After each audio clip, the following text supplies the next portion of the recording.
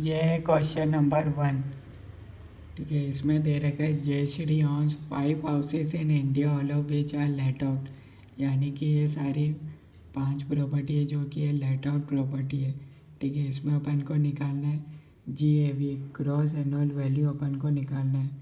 ठीक है, तो सबसे पहले अपन को इसमें क्या करना होता है, इसमें अपन को निकालना होता है ER और ARR, दोनों में से विच एवर इज हायर वो होता है ग्रॉस एनुअल वैल्यू।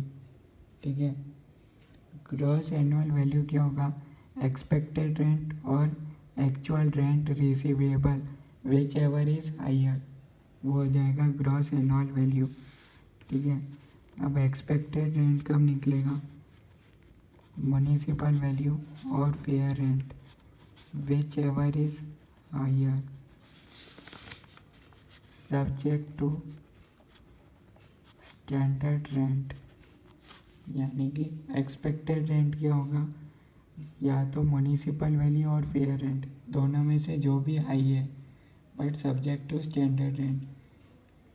मान लो इधर एग्जांपल मान लेते हैं, म्युनिसिपल वैल्यू 100, फेयर रेंट है 150 और स्टैंडर्ड रेंट आपको क्वेश्चन में दे रखा है 125। तो दोनों में से हाई है तो 150 है, पर ये स्टैंडर्ड रेंट से ज़्यादा नहीं हो सकता। यानी कि तो ये एक्सपेक्टेड रेंट क्या आएगा 125, स्टैंडर्ड रेंट से ज़्यादा नहीं आ सकता।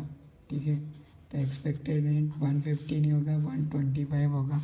ठीक है, ये एग्जांपल था, आपको समझ में आ गया होगा। तो आप पहला क्वेश्चन करना स्टार्ट करते हैं, जिसमें अपन को दे रखी है 5 हाउस प्रॉपर्टी 1 2 3 4 5। ठीक है, म्युनिसिपल वैल्यू और फेयर रेंट, स्टैंडर्ड रेंट दे रखा है और एक्चुअल रेंट रिसीवेबल दे रखा है। ठीक है, पहले जो क्वेश्चन में दे रखा है वो मैं एज इट इज़ लिख लेता हूँ ताकि क्वेश्चन करना आसान हो जाएगा।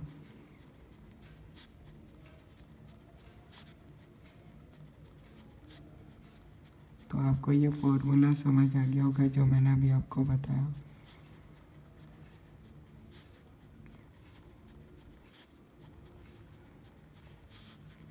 ये हो जाएगा 24,000, 25,000, 30,000 और यहाँ 80,000, 75,000, 78 और 72।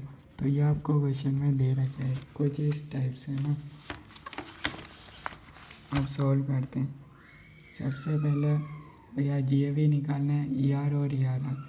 तो इधर कहीं ARR तो डायरेक्ट दे रखा है GAV के लिए, पर ER नहीं दे रखा। ER अपन को निकालना पड़ेगा, कैसे निकालेंगे, municipal value of fair rent एक एक का देखते जाते हैं। पहली हाउस प्रॉपर्टी का ER निकालते हैं ना। देखो ERR तो दे रखा है पहले का 72,000। ER अपन को निकालना है। ठीक है, ER निकालने का formula municipal value of fair rent, दोनों में से हाई कौन सा है 90,000। क्वेश्चन में स्टैंडर्ड रेंट नहीं दे रखा तो कोई बात नहीं, तो आंसर फेयर रेंट ही होगा।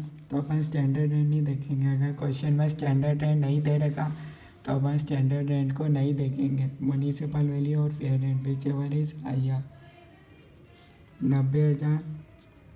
ठीक है, GAV क्या होता है, दोनों में से हाई।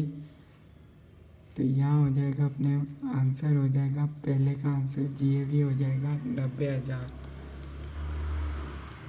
तो ये आपको समझ में आ गया होगा। अब अगला का तो बहुत आसान हो जाएगा, एक समझ आ गया तो। ठीक है,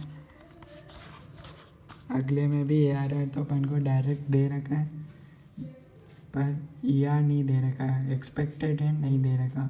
तो म्युनिसिपल वैल्यू और fair rent whichever is higher subject to standard rent. ठीक है, ये दोनों लिमिट स्टैंडर्ड रेंट से ज़्यादा नहीं हो सकती, तो आंसर 60,000 ही रहेगा ना।